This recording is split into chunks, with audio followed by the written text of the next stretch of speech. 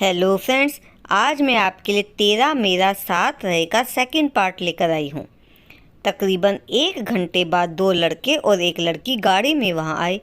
एक लड़के ने ब्लू कलर का सूट पहना हुआ था। उसका कद और सफ़ेद चेहरा उसे सबसे अलग बना रहा था। वहीं ब्लैक सूट पहने लड़के के साथ ग्रीन कलर की साड़ी पहने खूबसूरत सी लड़की उसकी पत्नी थी। जगदीश जी और नारायणी जी उन लोगों से बात करने लगे। नैना की हालत ऐसी हो गई थी कि काटो तो खून नहीं। नैना शांत तो थी, मगर उसके अंदर जो उथल पुथल चल रही थी उसने उसे अंदर तक तोड़ कर रख दिया था। राहुल से 3 साल का रिश्ता एक पल में कैसे भुला दे। अने ने उसे कहीं का नहीं छोड़ा था। मम्मी पापा आज उस पर विश्वास नहीं कर रहे थे। उसे अने से ना कोई प्यार था, ना ही उसका कोई रिश्ता था उससे। उसकी राहुल से सगाई 3 साल से थी।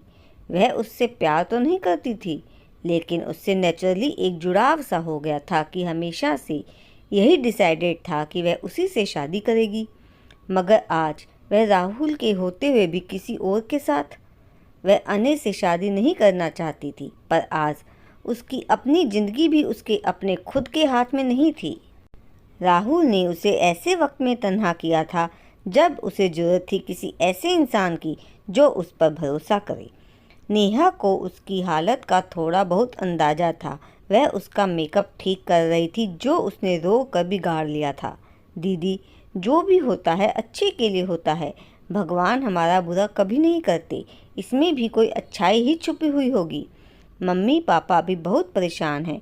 आप उनकी बातों को दिल पर मत लो। आप खुद को संभालो दीदी, कुछ तो बोलो।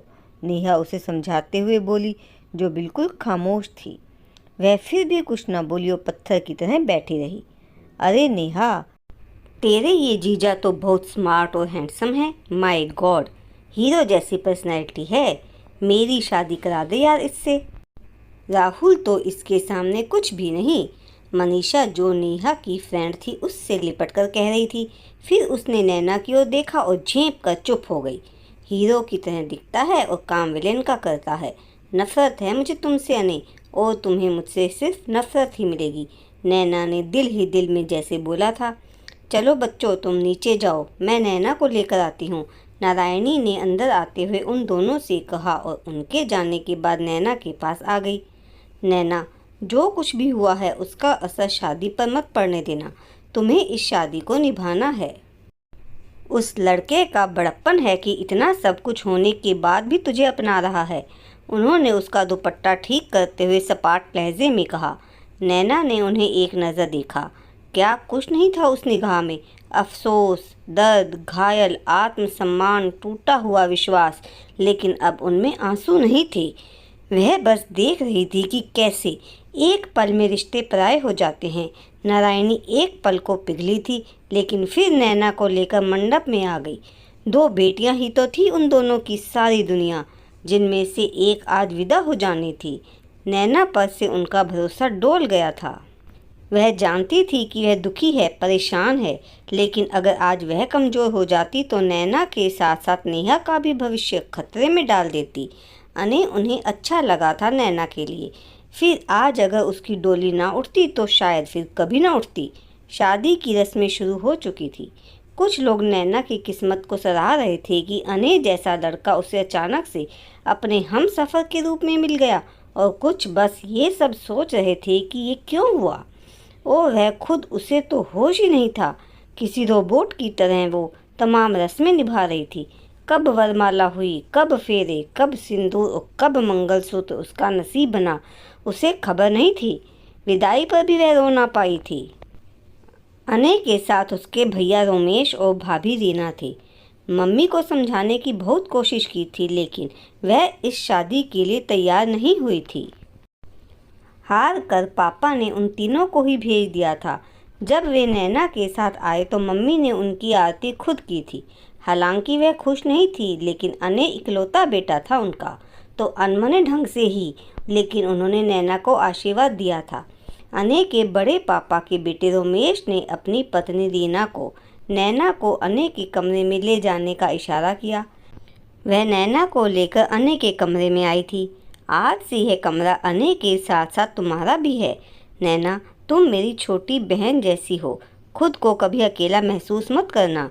अभी चाची जी थोड़ी अपसेट हैं, उनका इकलौता बेटा है अने। उन्हें ही क्या, हम सभी को बड़ा अरमान था उसकी शादी का, मगर इस तरह से शादी हुई कि एकता अने की बहन को भी पता नहीं चल पाया। अगर चाची जी कुछ कहें तो प्लीज़ माइंड मत करना, उसने नैना का हाथ थाम कर कहा। नैना ने कुछ नहीं कहा, बस वह सिर झुकाए बैठी थी। तुम थोड़ी देर आराम कर लो, मैं अने को भेजती हूँ। उसकी खामोशी से रीना को घबराहट हुई थी। उसने कहा और बाहर निकल गई। उसके जाने के बाद नैना ने सर उठाकर देखा। उसका कमरा काफ़ी शानदार था, बगैर किसी तैयारी के भी वह सराहने लायक था, मगर इस वक्त उसके वजूद में शोले दहक रही थी। यह कमरा उसे जहन्नुम नज़र आ रहा था। उसके रुके हुए आंसू बह निकले थे। वो दिमागी तौर पर इतना थक चुकी थी कि उसके अंदर की ताकत खत्म हो चुकी थी। वह बस खामोशी से बेड की बैक से सर टिकाकर आंखें बंद कर गई। आंसू खामोशी से उसके गालों पर बहने लगे। अने मम्मी से बात करने के बाद कमरे में आया तो वह बेड पर एक कोने में सर टिकाकर सो गई थी। उसने धीरे से रूम लॉक किया और उसके सामने बैठकर उसे निहारने लगा। लाइट ऑरेंज और गोल्डन कॉम्बिनेशन का लहंगा उस पर खूब फब रहा था। बंद लंबी काली पलकें उसके चेहरे को और भी खूबसूरत बना रही थी। न जाने उसकी निगाहों की तपिश थी या कुछ और। वह हड़बड़ाकर उठी और उसे अपने सामने देखकर नर्वस हो गई। यह लम्हे बहुत अजीब थे।